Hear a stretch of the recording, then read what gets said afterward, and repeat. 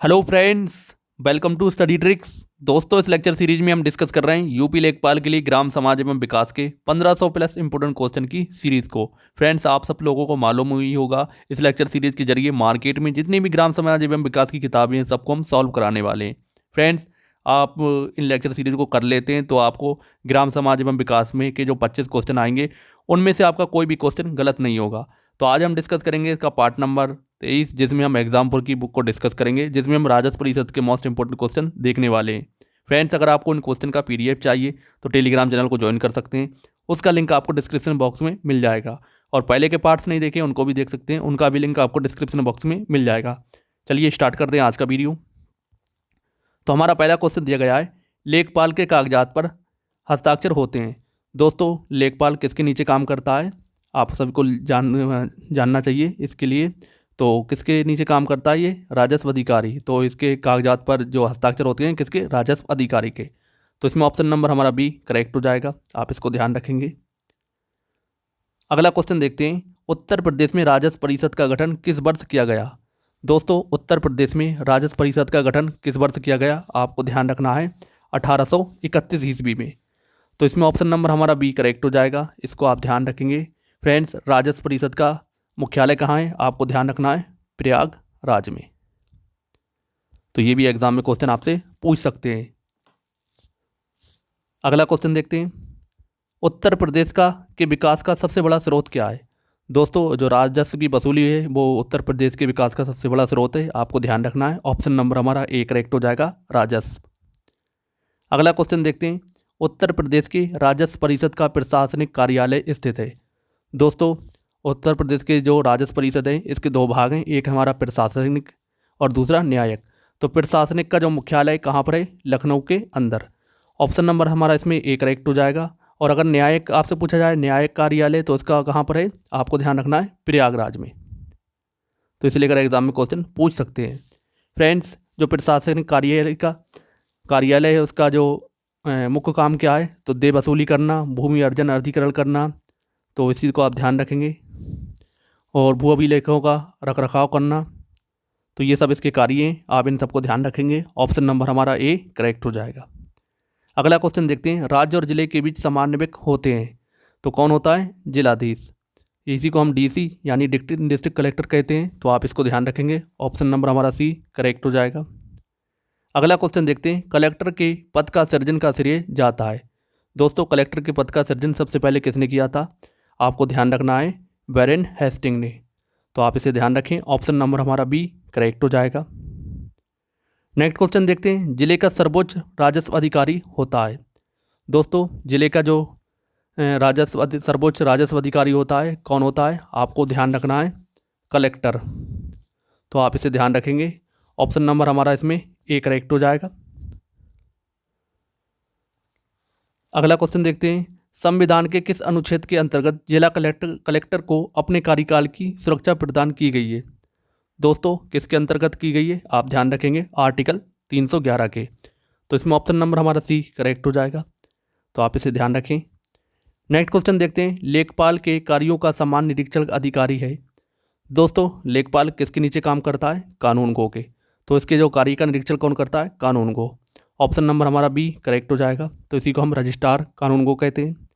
Friends, लेखपाल से जो ऊपर का लेखपाल होता है, लेखपाल के ऊपर कार्य कौन करता है? कानून गो। और कानून गो के ऊपर होता है नायब तहसीलदार, और नायब तहसीलदार से ऊपर होता है तहसीलदार। तो इसी तरीके से ये पद होते हैं, तो आप इन्हें ध्यान रखेंगे। ऑप्शन नंबर हमारा बी करेक्ट हो जाएगा। अगला क्वेश्चन देखते हैं, गाँवों में भू राजस्व वसूली का कार्य किया जाता है तो किसके द्वारा किया जाता है? लेखपाल के द्वारा। लेखपाल किससे कर पाता है? तो आपको ध्यान रखना है अमीन से। तो जो मेन वसूली कौन करता है? अमीन। अगर आपको इस तरह का कोई क्वेश्चन दिखता है और अगर अमीन दिखता है तो आपको अमीन ध्यान देना है, अमीन ही वसूली करता है। और लेकिन लेखपाल के नीचे काम करता है अमीन, तो आप इसको ध्यान रखेंगे। तो इसमें ऑप्शन नंबर हमारा ए करेक्ट हो जाएगा। अगला क्वेश्चन देखते हैं, भूधारणा प्रणाली की रैयतवाड़ी व्यवस्था की शुरुआत भारत में किसने की थी? दोस्तों, रैयतवाड़ी की जो शुरुआत भारत में किसके द्वारा की गई थी? आप ध्यान रखेंगे। तो ये किसने की थी? थॉमस मुनरो ने। तो इसमें ऑप्शन नंबर हमारा ए करेक्ट हो जाएगा। फ्रेंड्स, इसने भारत के 51% भाग पर ये व्यवस्था को लागू किया था, जिनमें मुख्य बॉम्बे, मद्रास, असम शामिल थे। तो आप इसे ध्यान रखेंगे। फ्रेंड्स, रैयतवाड़ी व्यवस्था के बारे में जो आपसे एक क्वेश्चन और पूछा जाता है कि इसका खाका किसने तैयार किया था, तो आपको ध्यान रखना है इसका जो खाका तैयार किया था कैप्टन अलेक्जेंडर रीड ने। तो आप ध्यान रखेंगे अलेक्जेंडर रीड ने इसका खाका तैयार किया था 1792 में। आप इस डेट को भी ध्यान रखेंगे। तो इसमें ऑप्शन नंबर हमारा ए करेक्ट हो जाएगा। अगला क्वेश्चन देखते हैं, इलाके का सारा रिकॉर्ड रहता है। दोस्तों, इलाके का जो सारा रिकॉर्ड किसके पास रहता है? लेखपाल के पास। खसरा, खतौनी, केवट, ये सब चीज़ें किसके पास होती हैं? लेखपाल के पास। तो इसमें ऑप्शन नंबर हमारा सी करेक्ट हो जाएगा। तो इसको ध्यान रखेंगे आप। अगला क्वेश्चन देखते हैं, तहसीलदार का प्रमुख कार्य है। फ्रेंड्स, तहसीलदार का प्रमुख कार्य क्या होता है? भू राजस्व प्रशासन का संचालन करना। तो आप इसको ध्यान रखेंगे। तहसीलदार के नीचे कौन कार्य करता है? नायब तहसीलदार। नायब तहसीलदार, इसके नीचे कानूनगो, और कानूनगो के नीचे लेखपाल, और लेखपाल के नीचे अमीन। तो इस तरह के क्रम को आपको ध्यान रखना है। इसमें ऑप्शन नंबर हमारा सी करेक्ट हो जाएगा। अगला क्वेश्चन देखते हैं, राजस्व प्रशासन का निम्नतम पद कौन सा है? दोस्तों, राजस्व प्रशासन का निम्नतम पद कौन सा है? पटवारी या लेखपाल। तो इसमें ऑप्शन नंबर हमारा डी करेक्ट हो जाएगा। तो आप इसको ध्यान रखेंगे। अगला क्वेश्चन देखते हैं, निम्नलिखित में से किसको लोकतंत्र की पाठशाला कहा जाता है? दोस्तों, इनमें से लोकतंत्र की पाठशाला किसे कहा जाता है? स्थानीय स्वायत्त शासन की संस्थानों को क्या कहते हैं? लोकतंत्र की पाठशाला। तो इसमें ऑप्शन नंबर हमारा सी करेक्ट हो जाएगा। तो आप इसको ध्यान रखेंगे। अगला क्वेश्चन देखते हैं, निम्नलिखित में से किसी चकबंदी के अधीन नहीं लिया जा सकता? दोस्तों, चकबंदी के अधीन किसे नहीं लिया जा सकता? स्थायी चारागाह को, बाग को, शमशान या कब्रिस्तान को। तो इसमें तीनों ही ऑप्शन करेक्ट हो जाएंगे। तो ऑप्शन नंबर हमारा डी करेक्ट हो जाएगा, उपयुक्त सभी। दोस्तों, चकबंदी में क्या होता है, अलग अलग किसी भी किसान के बिखरी हुई जोत होती हैं, तो उन्हें क्या होता है, मान लो 1 2 3 इस तरह की जोत हैं, तो उन्हें एक जगह इकट्ठा कर दिया जाता है। तो आप इसको ध्यान रखेंगे, चकबंदी आयुक्त के द्वारा। तो इसमें ऑप्शन नंबर हमारा डी करेक्ट हो जाएगा। अगला क्वेश्चन देखते हैं, भारत के संविधान में जिला शब्द किस अनुच्छेद में तथा किस संदर्भ में प्रयुक्त हुआ है? दोस्तों, भारत के संविधान में जिला शब्द किस अनुच्छेद में और किस संदर्भ में प्रयुक्त हुआ है? तो आप इसको ध्यान रखेंगे, अनुच्छेद 233 में। और किस रूप में प्रयुक्त हुआ है? जिला न्यायाधीश के संदर्भ में। तो इसमें ऑप्शन नंबर हमारा ए करेक्ट हो जाएगा। तो आप इसको ध्यान रखें। अगला क्वेश्चन देखते हैं, निम्नलिखित में से कौन सा चकबंदी का उद्देश्य नहीं है?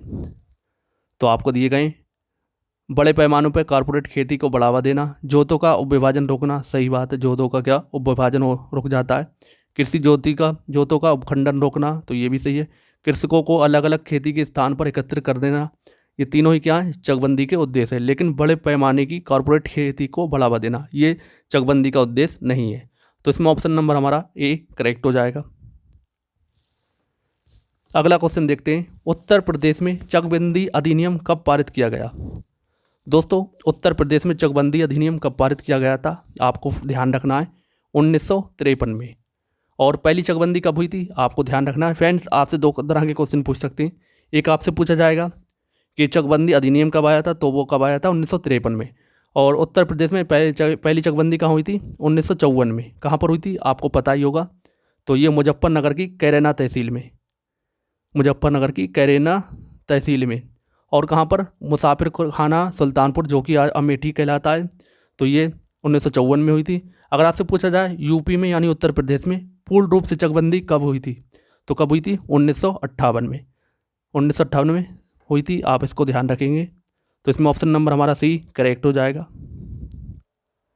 अगला क्वेश्चन देखते हैं, लेखपाल खसरा तैयार करके अगले वर्ष जमा कर देता है, तो किसके पास जमा कर देता है? रजिस्ट्रार कानूनगो के पास, क्योंकि लेखपाल इसी के अधीनकारी करता है। तो इसमें ऑप्शन नंबर हमारा बी करेक्ट हो जाएगा। तो आप इसको ध्यान रखेंगे।